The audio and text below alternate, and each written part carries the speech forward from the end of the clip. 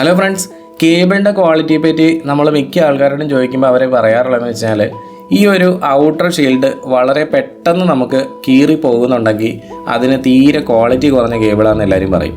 ഇനി അതേസമയം ഈ ഒരു കേബിളിൻ്റെ ഔട്ടർ ഷീൽഡ് കീറാനേ കഴിയുന്നില്ല, ഭയങ്കര കട്ടിയാണെന്നുണ്ടെങ്കിൽ നമ്മൾ പറയും ഇത് നല്ല ക്വാളിറ്റിയുള്ള കേബിളാണെന്ന്. പക്ഷേ യഥാർത്ഥത്തിൽ അങ്ങനെയാണോ? ഈ ഒരു കേബിളിൻ്റെ ക്വാളിറ്റി തീരുമാനിക്കുന്നത് ഇതിൻ്റെ ഔട്ടർ ഷീൽഡാണോ? ശാസ്ത്രീയമായി നോക്കുകയാണെന്നുണ്ടെങ്കിൽ ഇതിൻ്റെ ഔട്ടർ ഷീൽഡിൻ്റെ ക്വാളിറ്റി അല്ല ഒരിക്കലും കേബിളിൻ്റെ ക്വാളിറ്റി. AWG എന്ന് പറഞ്ഞൊരു വാല്യൂ ആണ് ഈ കിടക്കുന്ന എല്ലാ കേബിൾസിൻ്റെയും ക്വാളിറ്റി തീരുമാനിക്കണം. ഇതിൽ ഏത് കേബിളാണ് ഏറ്റവും ബെറ്റർ ക്വാളിറ്റിയുള്ള കേബിൾ അല്ലെങ്കിൽ ഏറ്റവും ബെറ്റർ ക്വാളിറ്റിയുള്ള മീഡിയം എന്ന് തീരുമാനിക്കുന്നത് AWG വാല്യൂ ആണ്.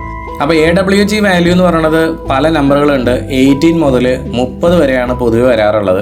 അപ്പോൾ അതിൽ നമുക്ക് ഏത് AWG വാല്യൂവിൽ വരുന്ന കേബിളാണ് ഏറ്റവും നല്ല ക്വാളിറ്റിയുള്ള കേബിൾ എന്നൊക്കെ ഞാൻ ഇന്നത്തെ ഈ വീഡിയോയിലൂടെ നിങ്ങൾക്ക് പറഞ്ഞുതരും. അപ്പോൾ എല്ലാവർക്കും നെക്സ സിസ്റ്റത്തിൻ്റെ പുതിയൊരു വീഡിയോയിലേക്ക് ഒരിക്കൽ കൂടി സ്വാഗതം. അപ്പോൾ AWG എന്നാൽ അമേരിക്കൻ വയർ ഗേജ് എന്നാണ്. ഇത് വയറിലെ കണ്ടക്ടറിൻ്റെ ഡയമീറ്റർ സൂചിപ്പിക്കുന്ന ഒരു സംഖ്യയാണ്. അപ്പോൾ ഈ ഒരു നമ്പർ പലരും കേബിൾ പർച്ചേസ് ചെയ്യുന്ന സമയത്ത് ശ്രദ്ധിക്കാറേ ഇല്ല കേട്ടോ. നമ്മുടെ കേബിളിൻ്റെ ബോക്സിൻ്റെ മുകളിലും കാണാൻ കഴിയും. അതേപോലെ തന്നെ നിങ്ങളിപ്പോൾ ഓൺലൈനാണ് പർച്ചേസ് ചെയ്യണമെന്നുണ്ടെങ്കിൽ അവിടെ ഡിസ്ക്രിപ്ഷൻ ബോക്സിലും ഈ നമ്പർ എഴുതിയിട്ടുണ്ടാവും. അപ്പോൾ ഈ AWG നമ്പറിൽ ഏറ്റവും ചെറിയ സംഖ്യ കൂടിയ വലിപ്പം, അതായത് കൂടിയ ഡയമീറ്ററുള്ള കേബിളിനെയാണ് സൂചിപ്പിക്കുന്നത്. അതായത് നമ്മുടെ നമ്പർ വലുതാകുന്നതിനനുസരിച്ച് കണ്ടക്ടറിൻ്റെ ഡയമീറ്റർ കുറയും. അതോടൊപ്പം തന്നെ നിങ്ങൾക്കറിയാം റെസിസ്റ്റൻസും കൂടും. അപ്പോൾ അങ്ങനെ വരുമ്പോൾ ഇലക്ട്രോൺ ഫ്ലോ കുറയുകയും കേബിൾ ഒരുപാട് ചൂടാവുകയും ചെയ്യും. അപ്പോൾ നമ്മൾ കേബിൾ പർച്ചേസ് ചെയ്യുന്ന സമയത്ത് AWG വാല്യൂ നമ്മുടെ കറണ്ട് ഫ്ലോയ്ക്ക് മാച്ചിങ് ആണോ എന്നും കൂടെ നിങ്ങൾ ചെക്ക് ചെയ്യേണ്ടതായി വരും. അപ്പോൾ കൂടിയ കറണ്ട് ചെറിയ കേബിളുകൂടെ കടത്തി വിടുമ്പോൾ കേബിൾ വളരെയധികം ചൂടാകുകയും അതുവഴി ചില സമയങ്ങളിൽ കേബിൾ കത്തിപ്പോകുന്ന വരെ നിങ്ങൾ കണ്ടിട്ടുണ്ടാവുമല്ലോ. അപ്പോൾ ഞാനിവിടെ ഒരു Cat6 കേബിൾ കട്ട് ചെയ്തെടുക്കുക കേട്ടോ, നിങ്ങളെ കാണിക്കാൻ വേണ്ടിയിട്ടാണ്. അപ്പോൾ ഇവിടെ നമ്മൾ ഈ ഒരു കേബിളിൻ്റെ ഇതിങ്ങനെ ഓപ്പൺ ചെയ്ത് നോക്കിക്കഴിഞ്ഞാൽ കേബിളിൽ നമുക്ക് 4 പെയറുകൾ കാണാൻ പറ്റും. അതായത് 8 വയറാണല്ലോ ഒരു Cat6 കേബിളിലുള്ളത്. അപ്പോൾ ഇതൊരു 23 AWG കേബിളാണ്. അതുകൊണ്ട് ഈ ഒരു ഇന്നർ കോപ്പർ വയറിൻ്റെ ഡയമീറ്റർ എന്ന് പറയുന്നത് 0.57 മില്ലിമീറ്റർ ആയിരിക്കും. ഇനി നമ്മൾ ഉപയോഗിക്കുന്നത് 24 AWG കേബിൾ ആണെന്നുണ്ടെങ്കിൽ അതിൻ്റെ ഡയമീറ്റർ വരുമ്പോൾ 0.51 മില്ലിമീറ്റർ ആയിരിക്കും. അപ്പം നിങ്ങൾക്ക് മനസ്സിലായി ഈ കേബിളിൻ്റെ, അതായത് 23 AWGയിൽ വരുന്ന ഈ ഒരു കേബിളിൻ്റെ ഡയമീറ്ററാണ് കൂടുതൽ വരുന്നത്. അപ്പോൾ അതുകൊണ്ട് തന്നെ ഈ 23 AWG കേബിളാണ് 24 AWG കേബിളിനെ അപേക്ഷിച്ച് ക്വാളിറ്റി കൂടിയ കേബിളിന് നമുക്ക് പറയാൻ കഴിയും.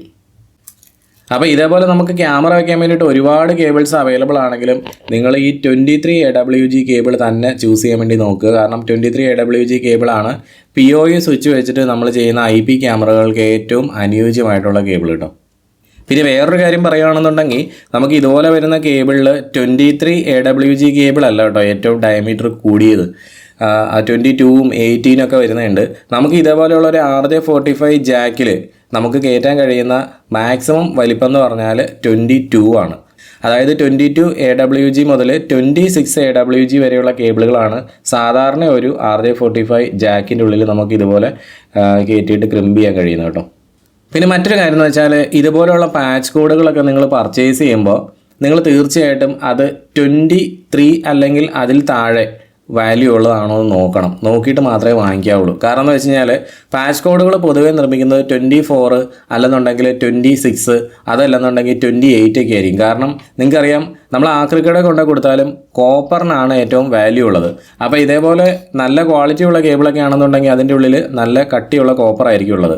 അപ്പോൾ ഇതുപോലുള്ള സാധാരണ പാച്ച് കോഡുകളിലൊക്കെ അത്രയും കട്ടിയുള്ള, അതായത് ഈ പാച്ച് കോഡ് നിർമ്മിക്കുമ്പോൾ അവർക്ക് എന്തെങ്കിലും കിട്ടണമല്ലോ. അപ്പം മാക്സിമം ക്വാളിറ്റി കുറച്ച്, കോപ്പറിൻ്റെ ക്വാളിറ്റി കുറച്ച് നിർമ്മിച്ച് കഴിഞ്ഞാലേ മാക്സിമം കോസ്റ്റ് കുറച്ച് ഇത് കൊടുക്കാൻ പറ്റുള്ളൂ.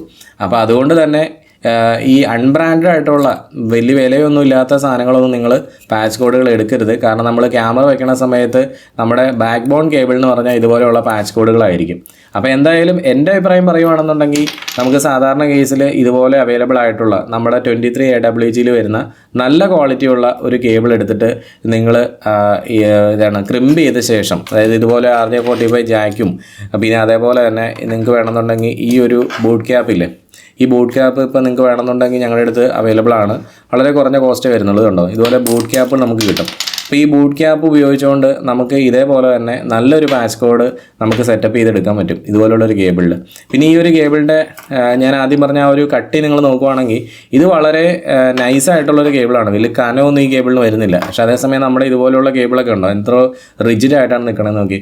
അപ്പോൾ ഒരു ബെറ്റർ വീഡിയോ ക്വാളിറ്റിയാണ് നിങ്ങൾ ക്യാമറയിൽ നിന്ന് പ്രതീക്ഷിക്കണമെന്നുണ്ടെങ്കിൽ ആ വീഡിയോ ക്വാളിറ്റി ഇല്ലാതാക്കി കളയാൻ വേണ്ടി ഇതുപോലുള്ള സാധാരണ ഒരു പാച്ച് കോഡിനും സാധിക്കുമെന്ന് നിങ്ങൾക്ക് മനസ്സിലായില്ലേ. അപ്പോൾ നമുക്ക് അടുത്ത ദിവസം പുതിയൊരു വീഡിയോ ആയിട്ട് വീണ്ടും കാണാം. അപ്പോൾ എല്ലാവർക്കും നല്ലൊരു ദിവസം ആശംസിക്കുന്നു.